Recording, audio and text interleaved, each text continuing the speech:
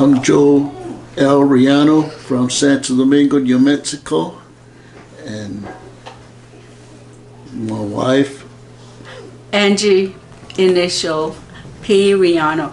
I put my initial in there because there's two Angies in the family, but between me and Joe, we go by Joe and Angie jewelry work, where on the back of each piece we put our initials JAR to represent Joe and Angie for our hallmark.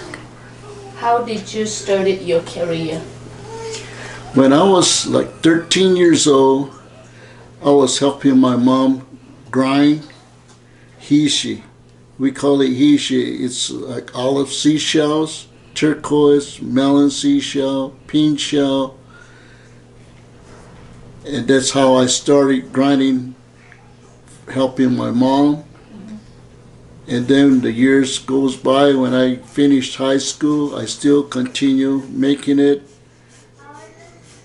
And then way back in, I would say 70, my mom used to do Thunderbird necklace. And what she used to use is auto battery, the backing part. And then the red is, my dad used to buy at TG&Y, those hair bands. And my mom would heat it up and cut it up in replace of the red, a white, turquoise. She used to pound with the hammer. And then everything is all done by hand, no machineries. My dad used to walk about 5 miles to get a gypsum plant, a rock. So he used a hacksaw to cut it down, but we used a hand pump to drill. And then everything is all done by hand. Grinding is all done by hand and everything. So then when we got married, my wife and I, we went into Mosaic. And that's what we are doing it now, is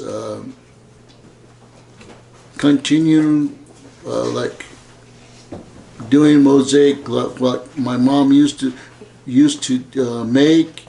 And then we still does the hishi, like olive, turquoise, and whatever in like 20 strands, 15, 30 strands. So when your mom was doing it, is it like 1950s? Well, I was I would say before 50s. I would say she started way back in, I would say 1935, and then I was born in 48, and then like I said, when I was 13 years old, I started grinding for her. Yes. So what does it mean as a Santo Domingo to make a jewelry?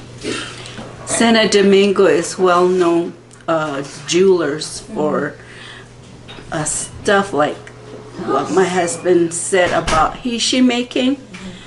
And it's the same process as he showed you to cut out the pieces from the machineries that we have right now. But a long time ago they used to use, I guess, like hacksaws and stuff like that. And everything was, everything is still handmade that we use, and we use the real stones.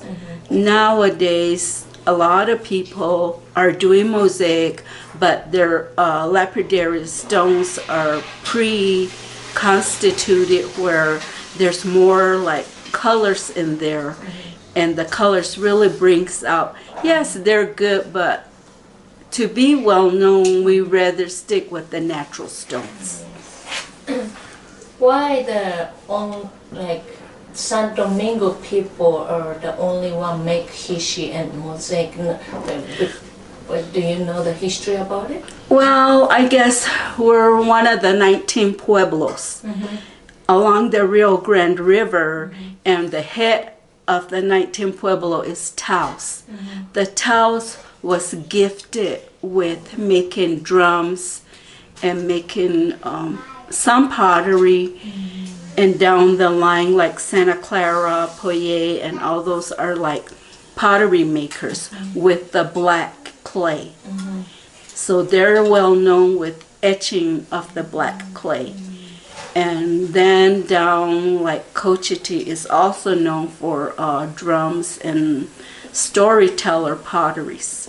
Then here we were gifted with the hishi making, the silver making, and now the mosaic, like my husband said, his mother used to do the Thunderbird. Whereas when I was growing up, me and my mom and my dad, we were making jewelry, but we were cutting those olive seashells with the hammer because we weren't able to purchase a slicer at that time or anything. So whatever pieces came out of that olive shell, we would cut it up with the plier to make it round. Then me and my mom would start drilling with the hand pump. Yes, and that's how I grew up, you know, helping my parents out making jewelry. And my dad was into a little bit of silver work, and he started off with copper and brass to keep himself going. But they used to work both in Albuquerque, called the Sunbelt Trading Post, I guess. And that's where I kind of like grew up in the city, but coming back this way, then that's when we started making the stuff. So, is there anybody else making jewelry in your family? well, right now we're trying to get all our grandkids in, our family, our kids, our daughters, and my sons and the grandkids. We try to get them involved now. So they can continue the generation of making the jewelry work. Our oldest son did a bracelet for my daughter with natural stones, which she still has. It's all made with natural. And then my son helps my husband, my other second son helps my husband do the hishi stones. He helps him grind the stones down. But now both of them are working, so it's really kind of hard for them to concentrate on.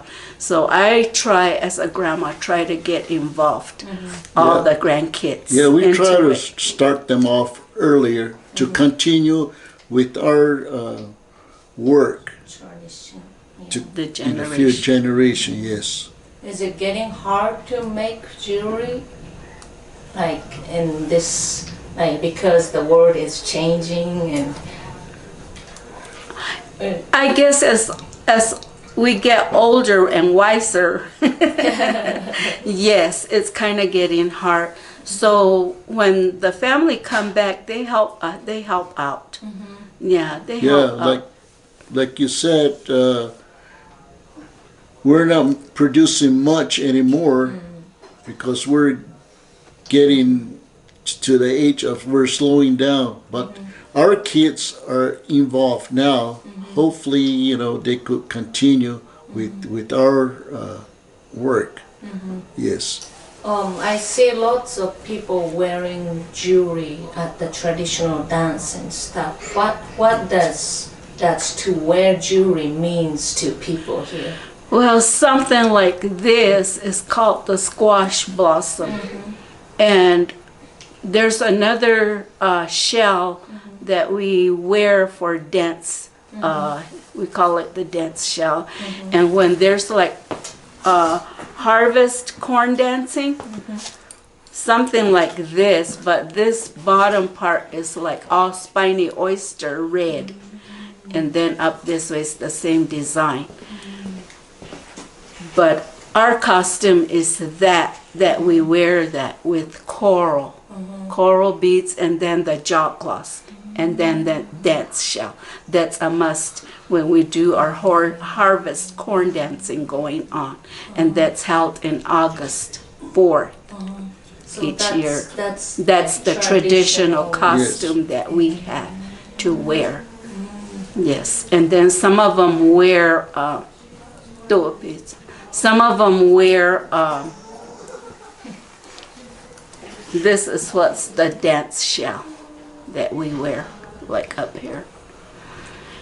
Some of them wear the hishi beads, and some of them have like multicolored stones that we drill too, and in between each hishi bead we string it. I heard this is like oldest way to make jewelry, like around here. Yes. Yeah. Like I say, each of the pueblos along the 19 pueblos was gifted with certain type of jewelry that we are supposed to be making. And then like Jemez, they have pottery. Pottery and clothing that they make, like embroidery and stuff like that. Then Eslada is gifted with pottery too, and traditional manta making dresses. So you guys trade a lot? We trade a lot. What people like our jewelry, then we trade with them. Yeah. So as to me and my husband, we don't sell it back because we use it for traditional clothing. Do you want to say anything to your fans, your collectors? We have, like my husband has a lot of we have accounts. We have a lot of accounts, and a lot of our jewelry are in Japan, London, Australia. People, they buy from us directly, and we're proud of our work, and we're proud our work are out there. We've entered some work in markets, like in Santa Fe Indian Market, Cherokee Market, Lawrence, Kansas, Phoenix, the Hurt Museum, and then those places, gives out our name, and we got a lot of collectors too. Thank you so much for your stories. Thank you. Thank you. For the interview, and thank you for everything.